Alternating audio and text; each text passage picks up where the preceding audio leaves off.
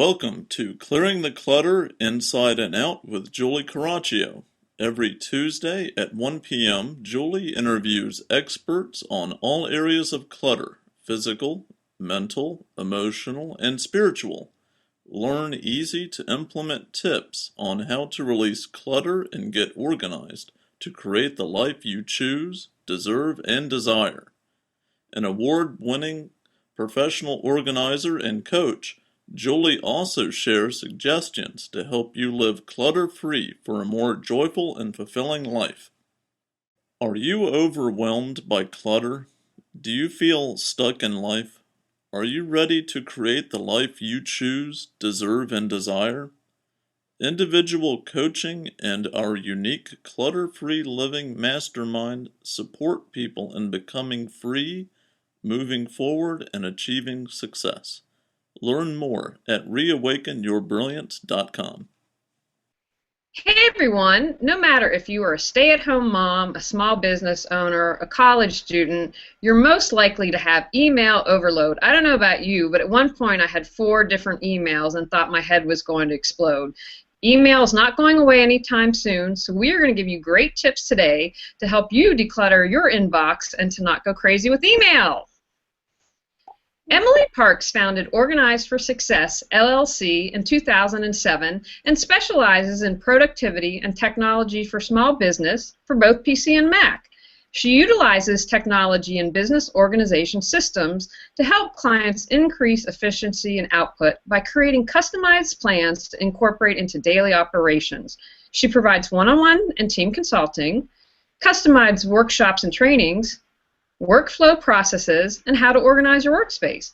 She's an Evernote Business Certified Consultant as well as an instructor at North Carolina State University's Technology Training Solutions Centers. Welcome, Emily. Hello, Julie, and thank you for having me. Emily is our official, unofficial technology advisor. I have roped her into doing some type of technology podcast with us every quarter. It's good stuff, and I'd encourage you. We have, I think, 3 or 4 others with her. So if technology, it can help you not only in business, but also in your personal life. Let's get started today. In your experience, what causes the most email clutter?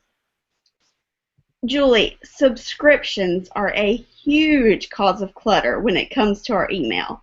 We sign up for an e-newsletter because we think we'll read every word of it. Then our interests change or the content isn't what we expected, and we're just holding on to them for that someday when we'll want to read or need it and have to reference back to it. And likewise, whenever we order something online, we often opt into the sales offers from that store, which further adds to the onslaught of email messages.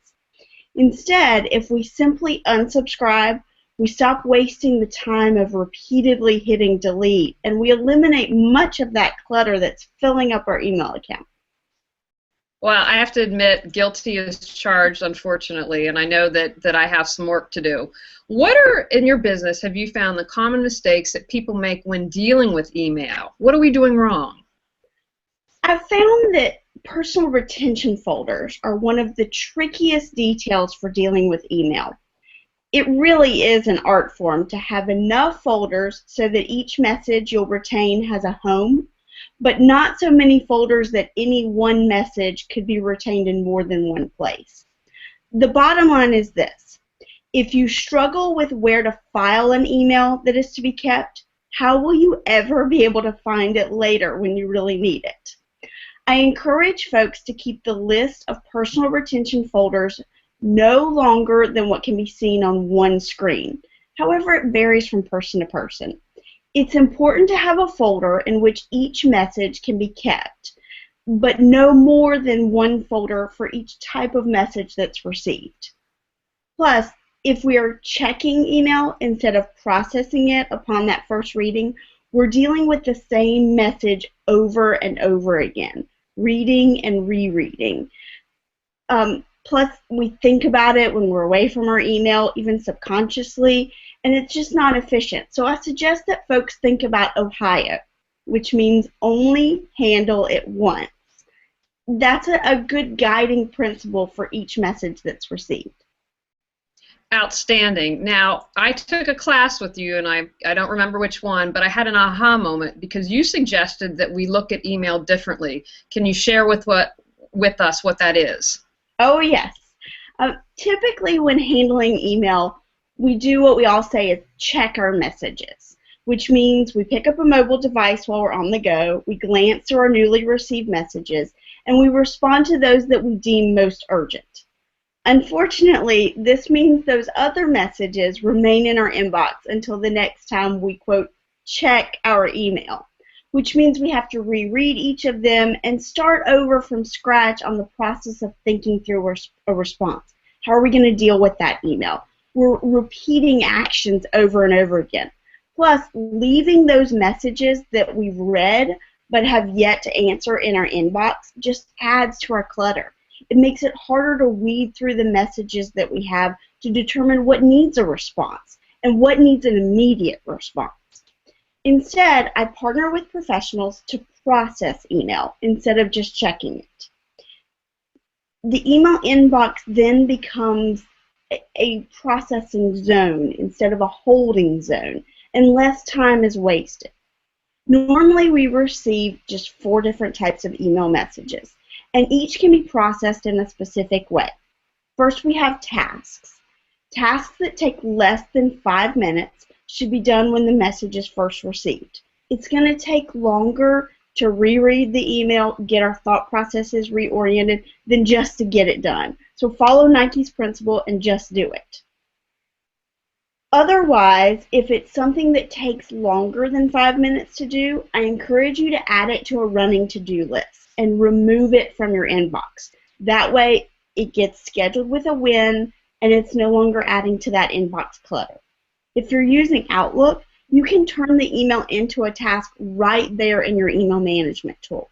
However, for other email management tools, you just partner with a task manager, and you can move forward seamlessly. Second, we have appointment requests. These are either people that want to schedule time with you or inviting you to a meeting. They should be moved to your calendar as quickly as possible. Third, we have reference emails. Those are ones that you need to read, but can be immediately moved into the appropriate personal folder after you've read them. And fourth, we have trash.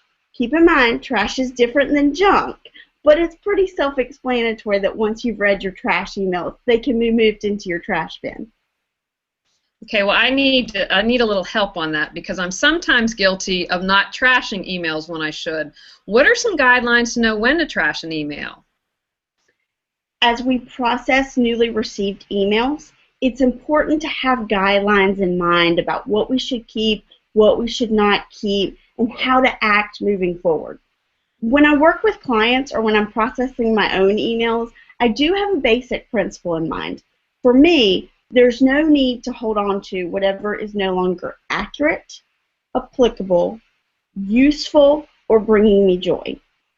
In this day and age of information changing so rapidly, what is accurate, applicable, or useful can change quickly.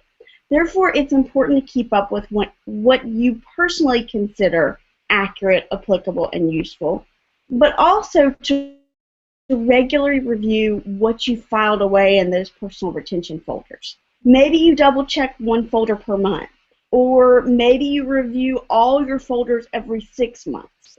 Whatever schedule works for you is best, but it's certainly an ongoing effort to keep emails edited.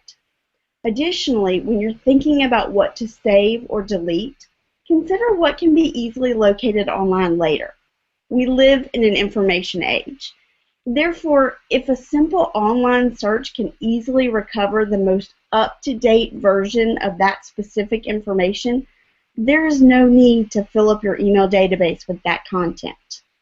And last but certainly not least, keep in mind what is trash or junk from the get-go. If you have goals in mind for how you're going to utilize this tool, email, as a productivity tool, then you can more easily figure out what's trash, what's junk, and what's to be kept. A junk email is often referred to as spam because it's something we never wanted to begin with. However, trash is something we like receiving, but we certainly don't need to keep, like a message about donuts being in the conference room. It's nice to know there's donuts to eat, but I don't need to keep that message. Delete really can be your friend. Oh, fantastic. That's one of the advantages of working from home mainly, is that I don't have to get donuts anymore because I ate my fair share of donuts in my office days. Now, I would love for you to share. You and I are actually on a couple of the same listservs, but I found that, especially if you don't have the option to get a group or a digest, but if people would just simply in the email put the subject or any type of information, I'm convinced we could save hours upon hours for the world. I mean, just because people just don't know how to send an email correctly. Can you give us some tips? If you're the sender, what's a good way to send a proper email? Those emails do tend to multiply from the listservs. And there's a couple of listservs where there's people that are monitoring to make sure that people follow your advice about making sure that the subject applies to the content in the email. And I think that is hugely helpful advice. But there are other things that we can keep in mind. It seems counterintuitive, but sending fewer emails out really truly means that we get fewer emails back in. On a similar note, if you've been emailing back and forth with someone, keep a limit on how many times you'll reply back before you just pick up the phone and give that person a call. It's really amazing how we can handle in just a short phone call what would have taken ages of going back and forth via email. Now, there is certainly value in having a written record of an email conversation, but it's very easy when you finish your phone call to document it with a follow-up email. That way you save the time of emailing back and forth, but you still have that written record. In addition, please be sure to use reply all sparingly. While all the recipients might have needed the original message, it's important to reevaluate each recipient on subsequent follow-up emails. Those folks that are getting that email might not appreciate having their inboxes flooded with all of the follow-up emails that are just not related to them. So be aware of the recipients when you're doing reply all and use it sparingly. Excellent, and that is one thing I can pat. I'm guilty a couple of areas here, but I am very good about the reply all button. Now, I wanted to ask you, are there any apps or programs you recommend for reducing email clutter? Oh, Julie, I'm so glad that you asked about that. Yes, there are tons of excellent tech tools that will assist people in reducing email clutter. For folks that are using Gmail, AOL, Yahoo, or iCloud email addresses, there's this great tool called Unroll.me. It allows you to cull together all your email subscriptions. You just go to Unroll.me, enter your email address, it goes out into cyberspace and deciphers exactly everything that you are subscribed to receive. There's not a login, password, all those things. Then you receive all your subscriptions at once in a daily roll-up or bundle instead of individually throughout the whole day. You can choose to keep receiving certain emails when you want to receive those emails, and you can also quickly unsubscribe directly from the Unroll.me website. But I like the fact that I control when I receive those emails instead of the person sending them to me controlling when I receive the emails. Another powerful tool for those that use Gmail is Boomerang. It's free and lets users take control of when they send and receive email messages. Just like you send a boomerang out and it comes back to you, you can send an email out and have it come back to you when it's most appropriate to receive that message. Mailbox is a free solution from Dropbox that helps people on Android devices, iPhones, iPads, and Macs to better process their emails. It uses rules to automate email processing, lets users swipe to archive or trash a message, and really helps users return emails to their inboxes on designated dates. So you are controlling your email rather than your email controlling you. Likewise, SaneBox has subscription services from just $7 a month that allow users to unsubscribe in one click, It offers response tracking for messages that you've sent. It lets users snooze non-urgent emails, and it really learns how to prioritize emails based off of how each individual uses the tool and processes their own email. Very counterintuitive. And finally, Maelstrom is another subscription option that allows people to process their inboxes with the tool, and then it learns how people are processing their emails so it can highlight the fastest path for that individual person to get to inbox 0. Each of these is really powerful, and it's incredible what extra stress and strain is alleviated when we sort of automate that email processing system. It does. It makes a huge difference. Now, do you have any advice? You know, I have a personal email as well as my business email, and I know I'm not the only person out there. So what advice do you have for those of us that have multiple email accounts? Absolutely. I really like having different email accounts for different purposes. However, when folks do that, I do recommend that you use the same tools for processing all your accounts, whether it's on your phone, your tablet, your laptop, or your desktop computer. For example, if you have one email coming into Outlook on your laptop, make sure that each of your email accounts has an inbox within that same Outlook tool. Likewise, if you have them coming into a mail tool on your mobile device, then it should be all emails coming into there. You can choose whether to process them all in a shared inbox or each email account's individual inbox, but you have them all in one place, whether at your desk or on the go, and you don't have to log into multiple places to process your emails. We don't realize how those seconds add up of, oh, I'm going into this tool for this email, then I'm logging into this website for this email, and I can check this on my phone, but I can check this on my laptop. One thing to keep in mind also as people are on the go is the difference between an IMAP account and a POP account. If you go into your account settings and check for your incoming mail server, you may notice the letters IMAP or POP. If it says POP and you're checking on multiple different devices, you're having to delete or move to folders on each individual device. But if you contact your email service and say, I want to make sure that it's an IMAP or has the IMAP on your server information, then when you change the email on one device, it will automatically do it for all your devices. That's especially helpful for people that are using more than one email address. Oh, excellent. I always saw that but had no clue what it meant. So I love it when I learn something. I'm happy to help. Yeah, absolutely. What's been your biggest challenge with email clutter, and how did you overcome it? Sometimes it's very challenging for me to not use my email inbox as a to-do list. But I have found that completing my weekly strategy session and my daily wrap-ups always empowers me to get away from that bad habit. I'm able to streamline my tasks into a running to-do list from which I can pull each day's must-do items. I get more accomplished when all my tasks are together, whether it's from email, face-to-face meetings, phone calls, or whatever, and it's a much more productive way of knowing exactly what must be done by when and by whom, as well as to block off time in my schedule to truly move the items from to-do to done.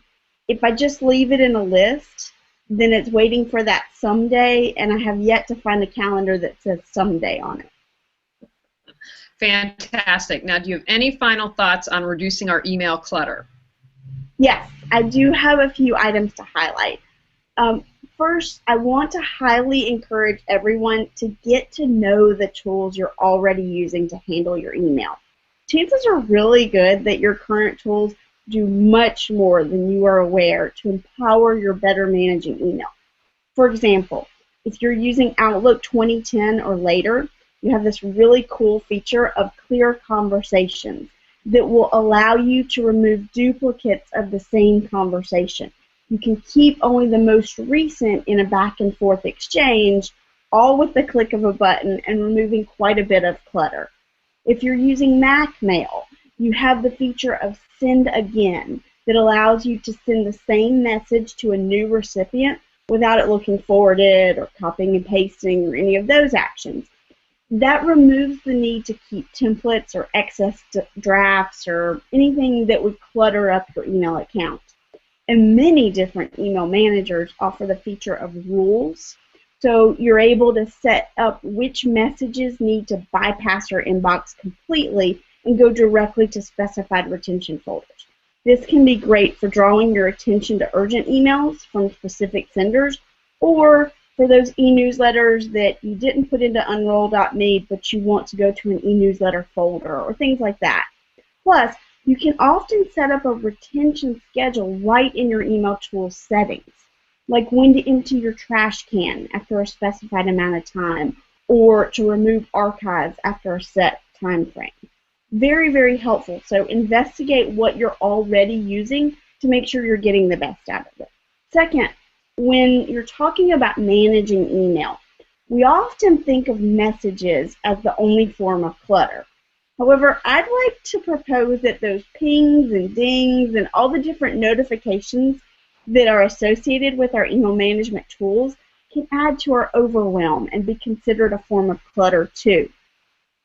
Research shows that it can take anywhere from 3 to 8 minutes for us to refocus after each distraction. I want you to think about each one of those pings, dings, notifications as being a different distraction, and think about how many extra minutes add up during the day of wasted time when you're refocusing after that distraction.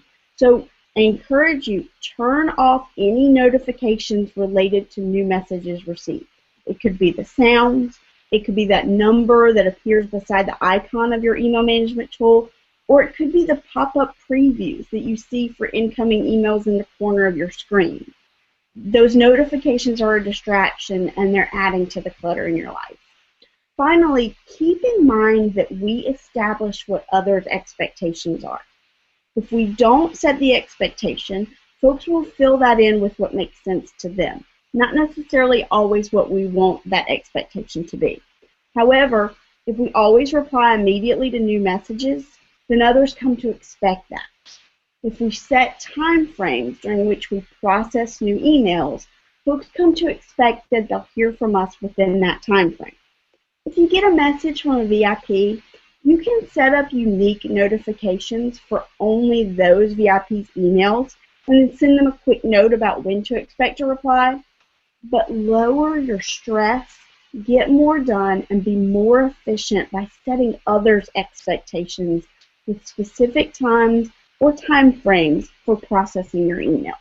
If they know you're going to hear, if they know that they're going to hear from you within 24 hours, or every 4 hours, or every 12 hours, or whatever, then they're not as worried about, well, did she get it?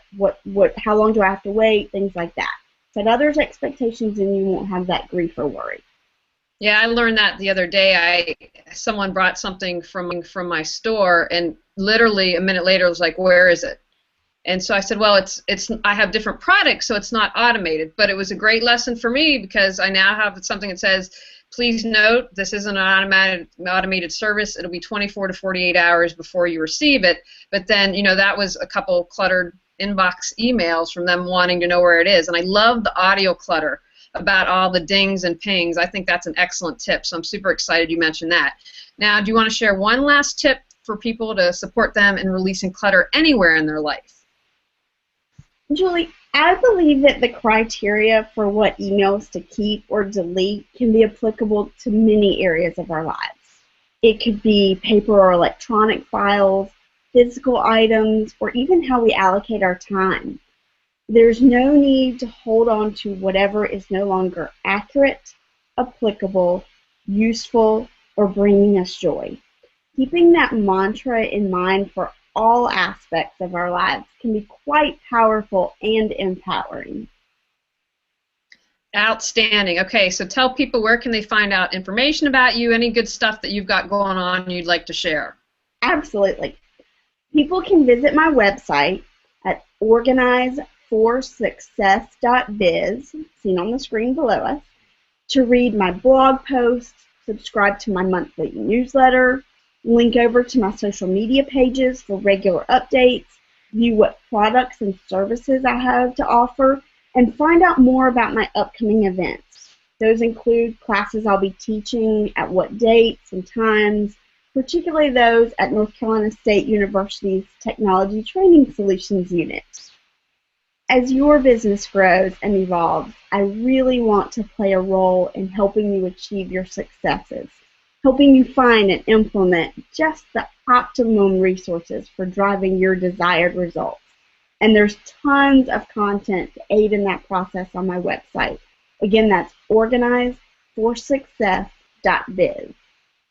All right. Thank you so much, Emily. And I'd encourage you, we have 3 or 4 more interviews with Emily that deal with getting clutter out of your technology. Lots of good stuff there. I've taken her classes, and if you're looking to get a little more efficient and organized using technology, she is definitely your gal. So thank you, Emily, for today. Thank you so much, Julie. It's my pleasure. All right, everyone. Go out, clear some clutter to create the life you choose, deserve, and desire. Are you overwhelmed by clutter? Do you feel stuck in life? Are you ready to create the life you choose, deserve, and desire? Individual coaching and our unique clutter-free living mastermind support people in becoming free, moving forward, and achieving success. Learn more at reawakenyourbrilliance.com. Thanks for tuning in to Clearing the Clutter Inside and Out. Sign up for our newsletter and receive a free copy of 10 clutter-free living tips. Ready to create the life you choose, deserve, and desire? Learn about Julie's coaching, ebooks, online monthly decluttering classes, how to organize your life, office hours, and her unique clutter-free living mastermind at reawakenyourbrilliance.com. You can also watch all episodes on YouTube or download on iTunes and more. Join us next Tuesday at 1 p.m. Remember, the journey of 1,000 miles begins with one step.